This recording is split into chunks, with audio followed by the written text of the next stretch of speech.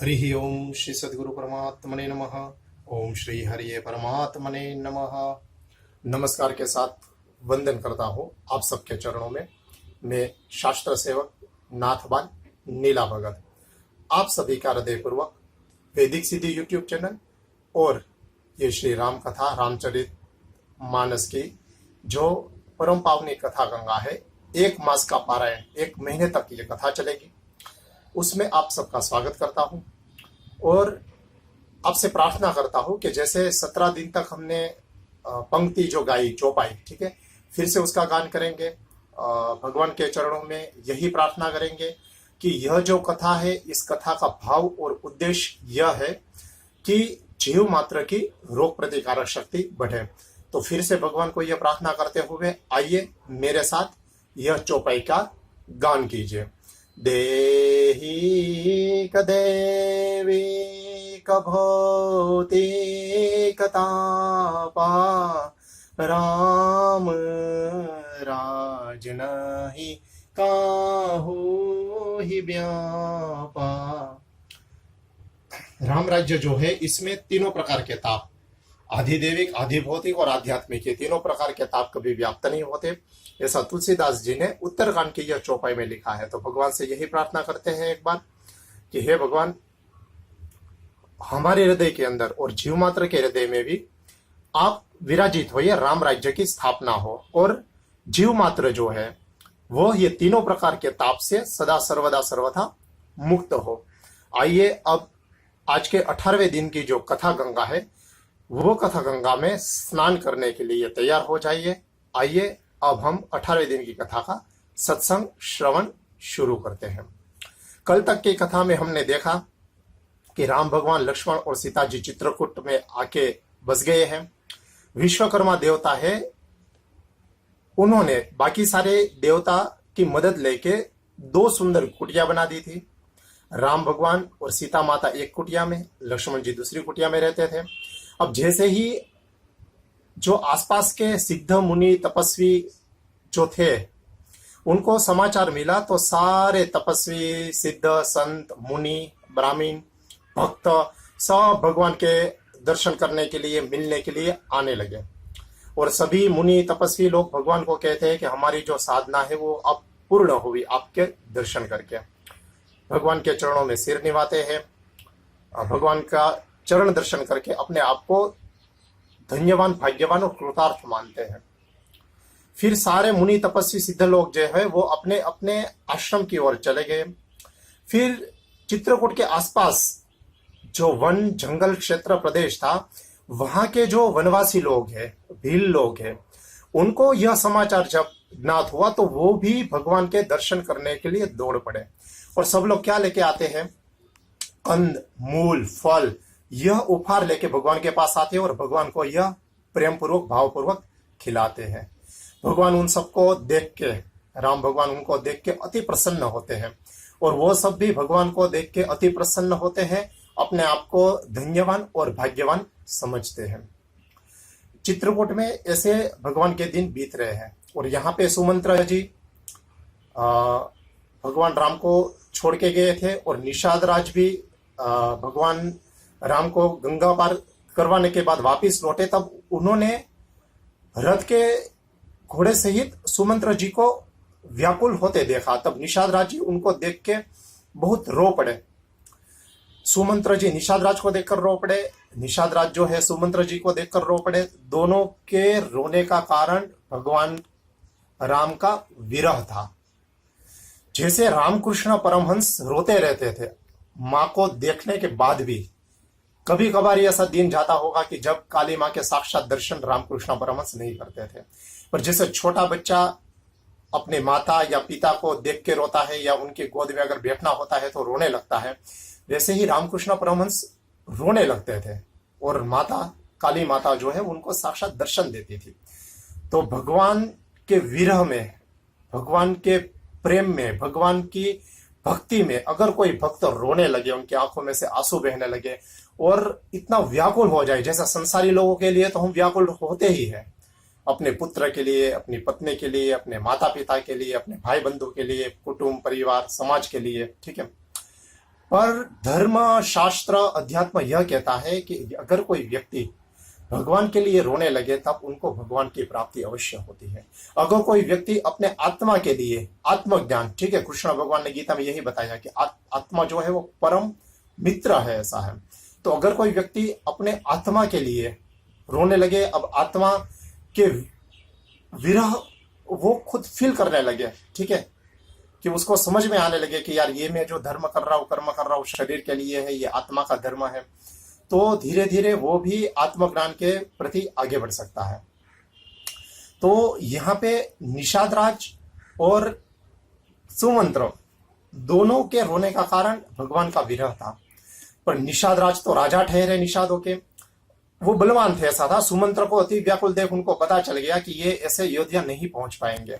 तब सुमंत्र जी कहते हैं कि मेरे शरीर में शक्ति नहीं रही, मैं कैसे ऐसे लौट चलूं।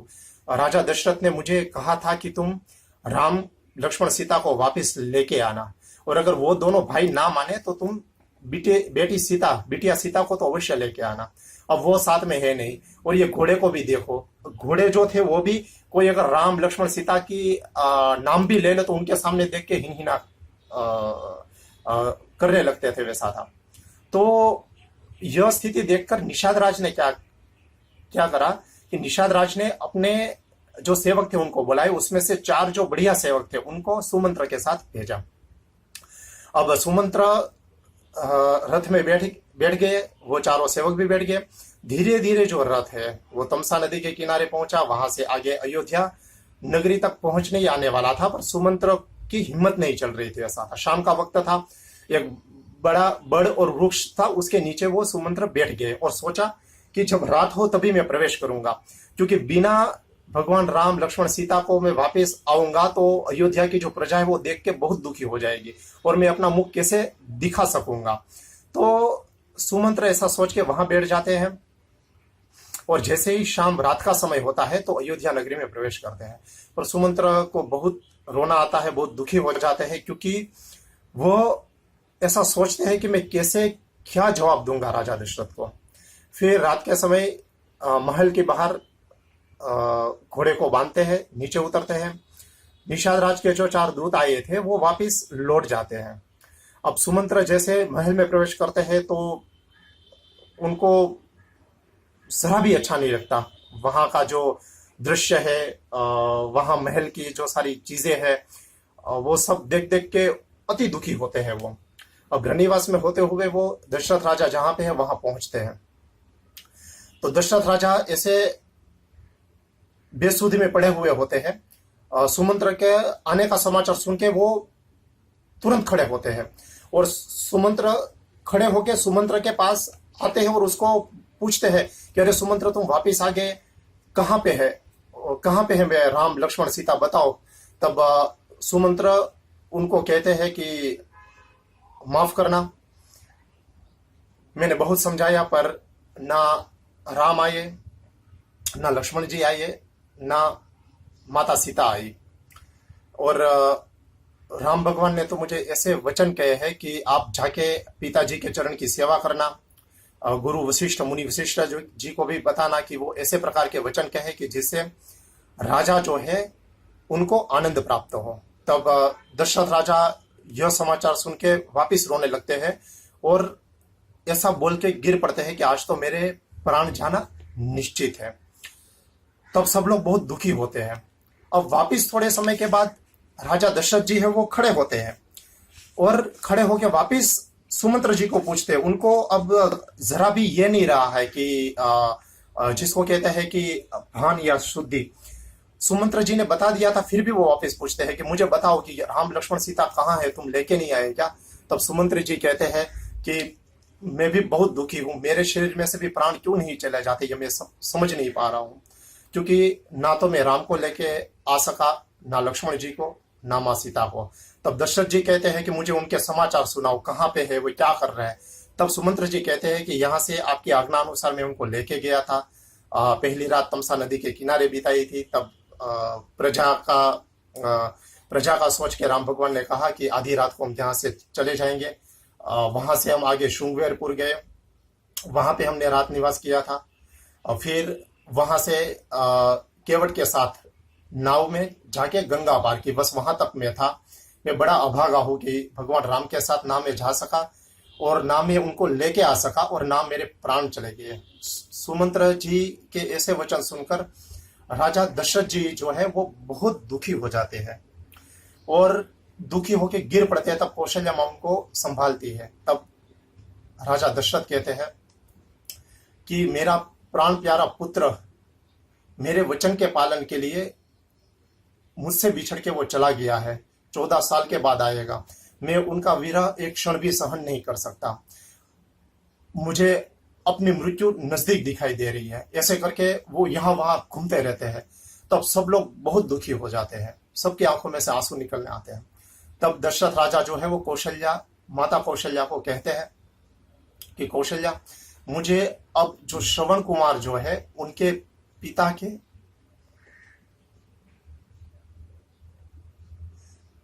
उनके पिता ने जो श्राप मुझे दिया था उसकी मुझे याद आ रही है। गलती से मेरे द्वारा जो श्रवण है उनके प्राण चले गए मेरे द्वारा, मैं निमित्त बना और उनके पिता ने जो श्राप दिया था वो श्राप मुझे याद आ रहा है और मुझे अब लग रहा है कि बस प्राण मेरे शरीर से अब चले जाएंगे। तब कौशल्या माता उसको बहुत सांत्वना देते हैं, पर दशरथ राजा भगवान राम के बिना एक भी क्षण अब जीना नहीं चाहते। अब वो तुलसीदास जी लिखते हैं कि भगवान राम का स्मरण करते हुए, भगवान राम के वियोग में, भगवान राम के चरण में भक्ति रखते हुए दशरथ राजा जो है वो 6 बार राम भगवान का नाम लेके अपने प्राण का त्याग करते हैं। आइए सुनिए क्या लिखा है तुलसीदास जी ने। राम राम कही राम कही, राम राम कही राम, तनु परिहरि रघुवर बिरह, राउ गयो सुरधाम। दशरथ जी ने यहाँ पे 6 बार राम भगवान का नाम लिया। राम राम कहा, फिर से राम बोले, फिर से राम राम कहा, फिर से राम बोले और अपना शरीर को त्याग करके सुरलोक, देवताओं के लोक में चले गए।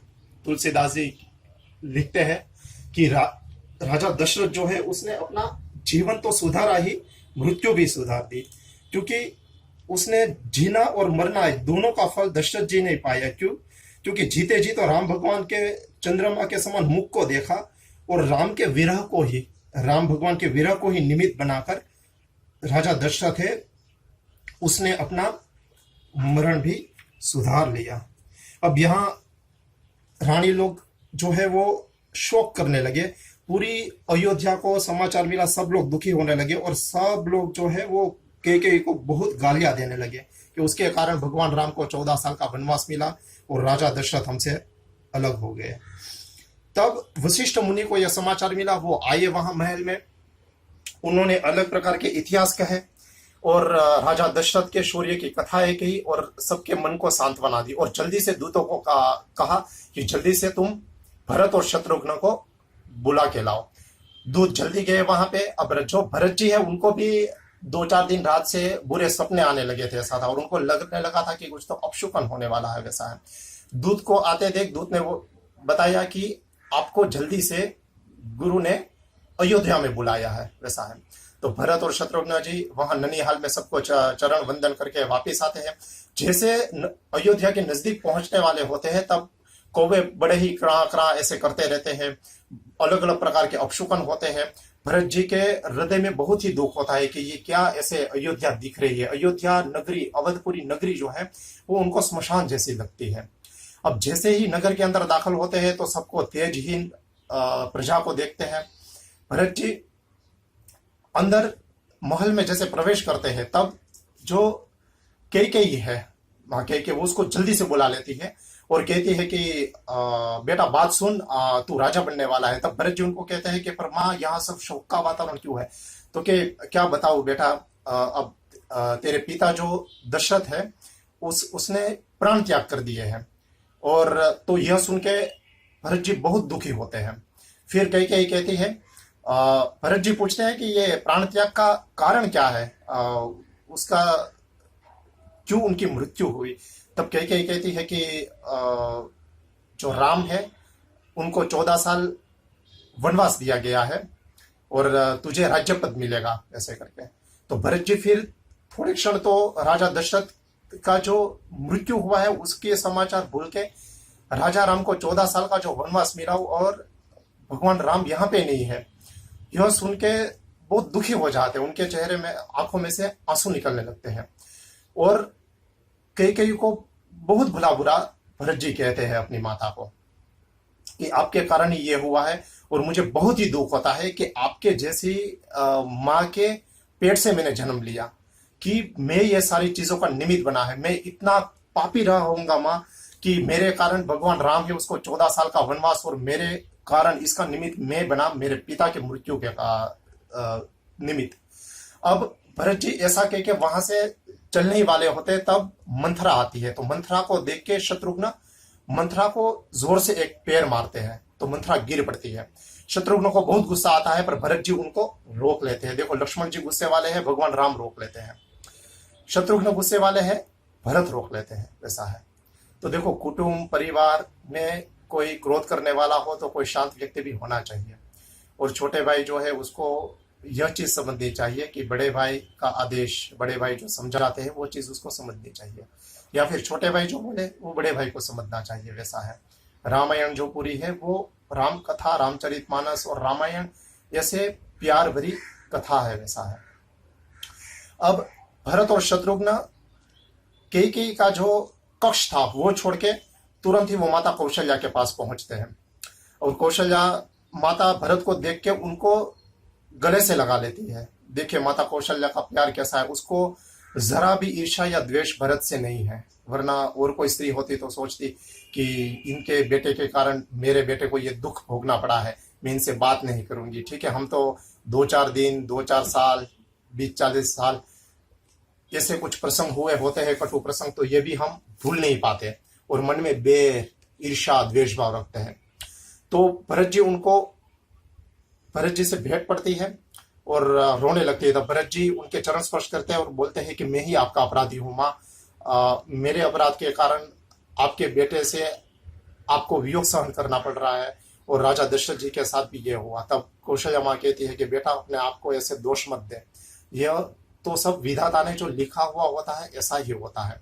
और राजा दशरथ तो सूर्यकुल के परम प्रतापी राजा थे, बहुत अच्छे से जीवन उन्होंने बिताया, बहुत सारे दान पुण्य किए और वचन पालन के लिए तेरे बड़े भाई राम वो वन में गए हैं और वचन पालन के लिए ही राजा दशरथ ने अपने प्राण त्याग किए हैं। अब ऐसा कह के कौशल्या माँ है वो भरत को और शत्रुघ्न को ऐसे दिलासा देती है।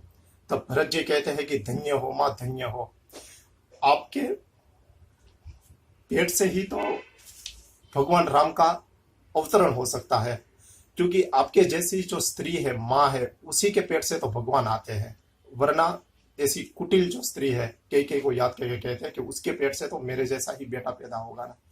तब माँ कौशल्या फिर से भरत जी को कहती है कि आप भरत, तुम अपने आप को ऐसे दोषी मत रखो। अपनी गोद में बिठा के भरत को बहुत प्यार देती है और फिर कहती है कि चलो वशिष्ठ जी के पास।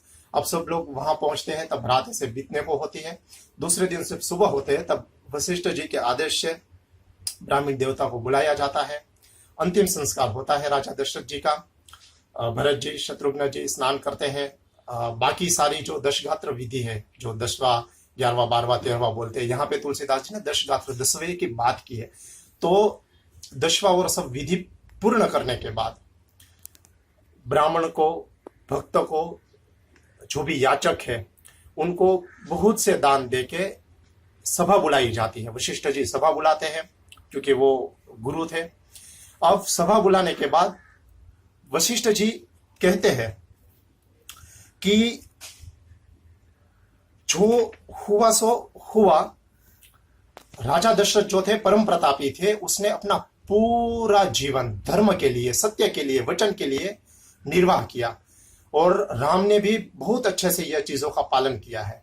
तो अब वशिष्ठ मुनि जो है वो भरत जी को कहते हैं कि दशरथ राजा ने यह वचन किया है कि आपको राजा बनना होगा। माता कौशल्या भी यह कहती है, और यह वचन पालन के लिए राजा राम है वो 14 साल वनवास में गए हैं, तो तुम अच्छे से राजा बनो, प्रजा का पालन करो। कौशल्या माता भी यह कहती है। तब कौशल्या माँ का वचन सुनकर भरत जी कहते हैं कि मैं राजा बनने के लिए बिल्कुल तैयार नहीं हूं, राजा तो भगवान राम ही होंगे। तब यह सुन के वशिष्ठ जी कहते हैं कि भरत जी अपने आप को दोषी मत मानो। तब वशिष्ठ मुनि के मुख के द्वारा तुलसीदास जी ये बहुत ही एक अच्छी जो दोहा है वो दोहा सुनाते हैं। सुनहु भरत भावी प्रबल बिलखि कहे मुनिना, हानि लाभु जीवनो मरनु जसु अपजसु विधिहार। मुनिनाथ जो है, मुनियों के नाथ परम गुरु जो वशिष्ठ मुनि है वो कहते हैं दुखी होकर, हृदय में उनके भी दुख है, पर कहते हैं कि हे भरत सुनो, भावी भविष्य जो है वो बड़ा ही बलवान है। हानि लाभ, किसी को हानि होना, लाभ होना, जीवन प्राप्त होना, मरण प्राप्त होना और यश अपयश, ये सारी चीजें जो है ना वो विधाता के हाथ में है। ऐसा विचार कर दोष किसे दिया जाए, किसी को भी दोष नहीं देना चाहिए, व्यर्थ किसी पर भी क्रोध भी नहीं करना चाहिए। और सोच दुख किस किस को होना चाहिए। अब वशिष्ठ जी बहुत अच्छी चीजें बताते हैं। उस ब्राह्मण को दुखी होना चाहिए जो ब्राह्मण कभी वेद शास्त्रों का अध्ययन नहीं करता। उस स्त्री को दुखी होना चाहिए जो पति धर्म का पालन नहीं करती।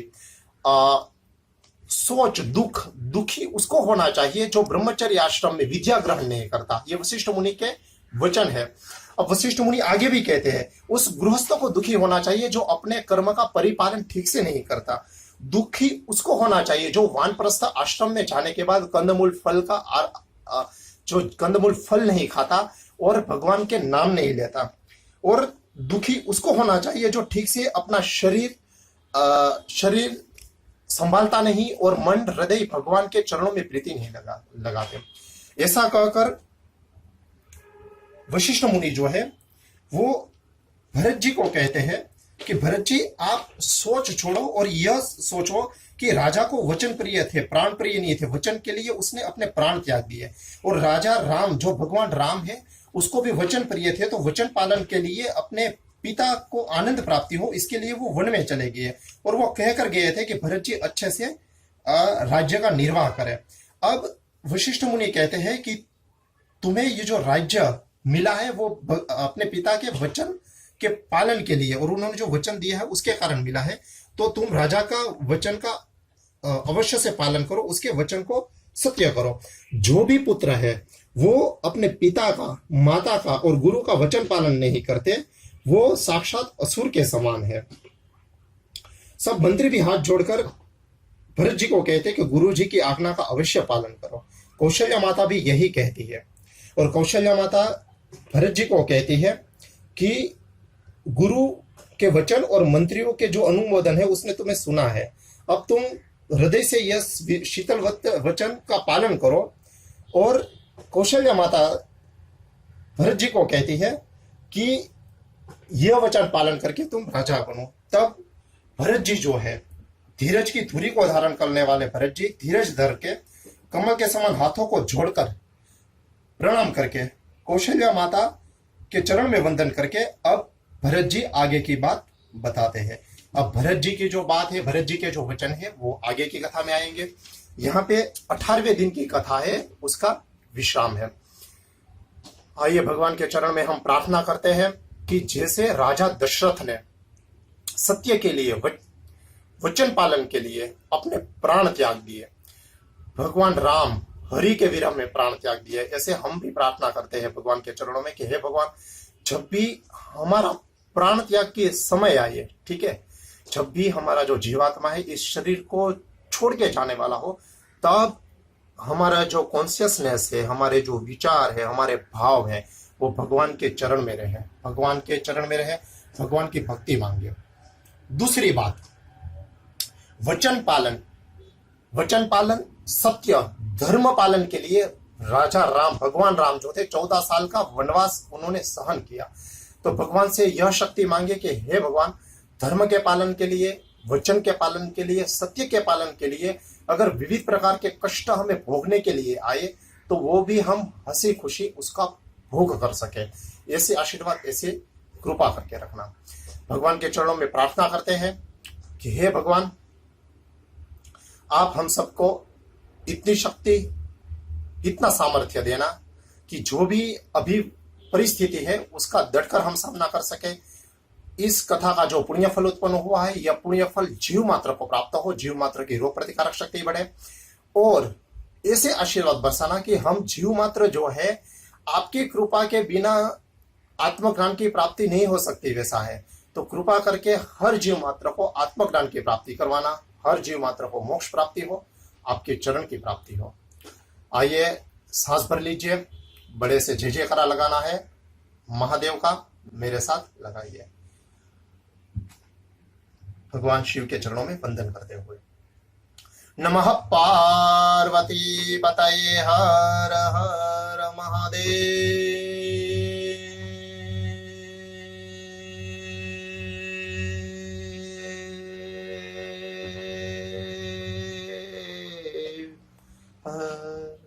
श्री सद्गुरुदेव की जय। ओम शांति शांति शांति सुशांतिर्भवतु।